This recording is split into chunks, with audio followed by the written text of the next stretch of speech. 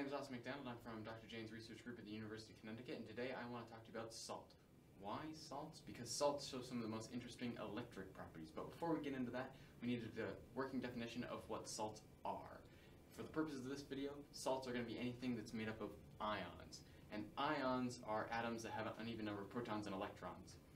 Here in the sodium and chlorine ions, the sodium ion has one less electron than the number of protons in its nucleus, giving it a net positive charge, and the chlorine has one more electron than the number of protons in its nucleus, giving it a net negative charge. And when you put all these ions together, they form into crystals. Now, crystals are solids that can be represented by a small group of atoms that repeat and repeat and repeat to fill space, giving it translational symmetry. Now, in addition to translational symmetry, there can be three other symmetry operations: rotational, mirror, and inversion symmetry. Now these form a set of three, and if I give you any two of that set, you can make the other. But it's very convenient to be able to talk about the set as a whole, especially in the case of inversion symmetry. Now, we can combine these symmetry elements in many translationally compatible ways.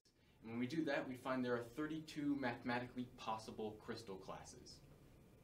This is the crystal that sodium chloride forms in, and you can see it has inversion symmetry. If you take any point in that crystal and flip all of the atoms through that, then you end up with the exact same crystal structure. But this doesn't have to be the case, and in fact there are 20 so-called non-centrosymmetric crystal classes, of which quartz is an example. It forms in this structure where the silicon atoms are represented in black and the oxygen are in red. And you can see it does not have inversion symmetry. And something very interesting happens to this crystal as we apply a pressure. And to investigate that, we're going to look at a single of the tetrahedron that's defined by the oxygen atoms. When we first start off, before there's a pressure applied, the center of positive charge exactly coincides with the center of negative charge. But when we apply a pressure, that tetrahedron distorts, and now the center of positive charge is displaced from the center of negative charge, giving us a dipole. Now, this effect can be useful in many, many applications, including how quartz watches keep time. Now, the change in polarization with the application of a pressure is called piezoelectricity. And in the case of quartz, the polarization developed as we applied a pressure, but you can imagine that there are some materials that have a polarization without the application of a pressure, and in fact there are 10 crystal classes that are polar pyroelectrics. An example of that is zinc oxide, which forms in this quartzite structure, and you can see similar tetrahedron to what we saw in quartz.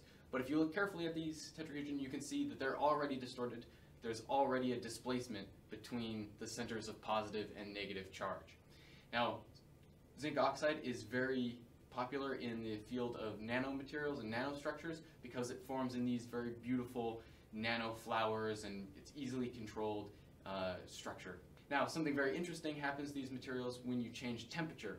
Bonds get further distorted, changing the polarization that already exists in an effect known as pyroelectricity. And this effect can be used in many applications, including infrared night vision goggles. In the case of zinc oxide, there was only one polarization direction, but in some materials that polarization direction is switchable, making them ferroelectric. An example of a ferroelectric is barium titanate, and the barium atoms are at the corners of this cube and the oxygen ions are at the face centers of the cube. The titanium is just off of the center of the cube, giving it a polarization. Now, when you apply an electric field to this structure, you can move the titanium atom from the bottom to the top, and when you apply it in the other direction, you can switch it again. But it's important to note that the titanium atom is actually unstable in the center of the structure, meaning that it will always be either polarized up or down, which is a very useful feature in the field of computer memory. And in fact, there is a new computer chip that is based solely on this ferroelectric effect.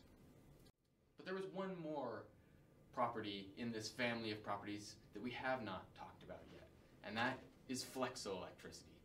Now, flexoelectricity is the development of a polarization upon application of a bending moment.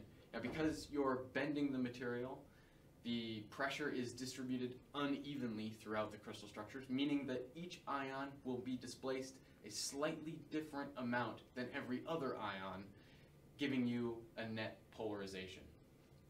So to review, all ionic solids are salts with flexoelectricity.